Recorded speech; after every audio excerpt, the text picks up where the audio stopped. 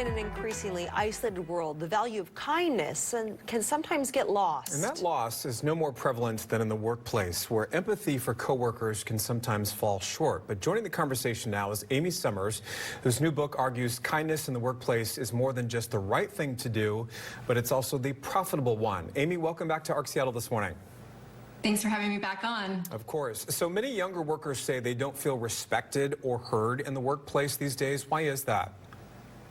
Well, I think young workers are really craving connection and direction more than they are technology at this point. They've had plenty of technology. So I think it's important for leaders to recognize, although they may be enamored with AI and automation and all of these things, the young professionals coming up, that's all they've had. So they need the old school human touch. And your book, Lift, talks about a strategy to make people feel respected without lowering standards. What is that strategy? I mean, just taking it back to just human touch points, right? So in my book, I talk about 10 different touch points that leaders just can weave into their everyday. And it's things like showing up, being present, making an unscheduled phone call to one of your team members, letting them know how much you appreciate them. These little things go a long way. Why do you believe that younger workers see empathy as a sign of strong leadership? Well, I think we've had plenty of examples of ego, and so ego is not something that people are really looking for these days.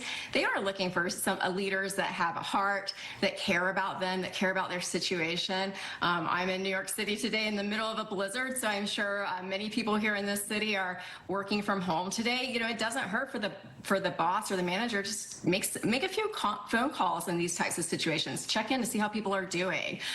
Is there anything that they can help with? Childcare or Wi-Fi, or maybe they can be more flexible. All of these are just ways to be more kind and not just to be so focused on productivity. I think when technology gets in the way, we kind of forget that we're dealing with human beings. And Amy, how does feeling respected at work lead to higher productivity? Well, if you feel respected, you trust the person. And when you trust the person, you're going to work harder for them. So I think that's really important. And the only way that we can build trust is to work on our relationships at work. And when we have these devices in our hands that are screening our phone calls for us now, or Slack messages that are kind of just getting in the way of picking up the phone, we're really losing a lot of that connection. It feels like we're super connected all the time with all this technology, but in reality, we're not connected on a human level, and we need more of that, and that's going to build respect, trust, and when you build that, then you have very loyal team members. Is it technology alone that has maybe led to this perception, at least, that kindness and empathy aren't as big of a focus in the workplace these days, or are there other factors too, do you think? I think technology drives us to be more productive, to get things done, to make things, smoother and faster. And we're just forgetting to exercise the muscle of treating people like people. We're too focused on all the tools.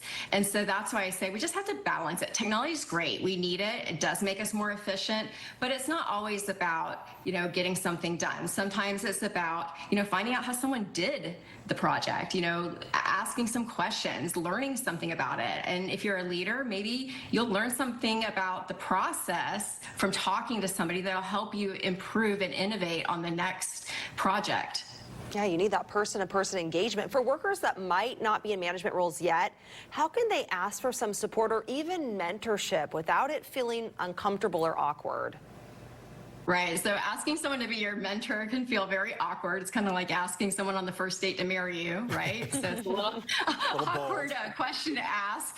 But I think an easy way to do it is just, first of all, be aware of people that you aspire to be like. Maybe someone is a few steps ahead of you, or maybe several steps ahead of you, and you think, gosh, I want their job one day. Start being around that person more. Ask them if you can help them out on a project, or maybe work some extra hours. No one's going to say no to that. And when you get the opportunity to work with somebody that you admire, or that's in a position that you want to be in the future, that's mentorship right there. They'll be mentoring you without even knowing it, because you're going to be working directly with them. So first step is just to offer to help. Don't sit back and wait for someone to ask you to come along. You ask them if you can join them. Yeah. Amy, I have to ask, because you just mentioned it a few moments ago, how's the snow outside your window this morning? You getting lots? It's like, I'm wondering if you guys can hear the ice just slamming against my window. But Oh, my gosh. Crazy. It's like being in a hurricane snowstorm here today. Oh my gosh. my Hopefully you can goodness. stay dry and warm this morning. So appreciate you joining us from the Big Apple. Thank you so much for having me. Wow.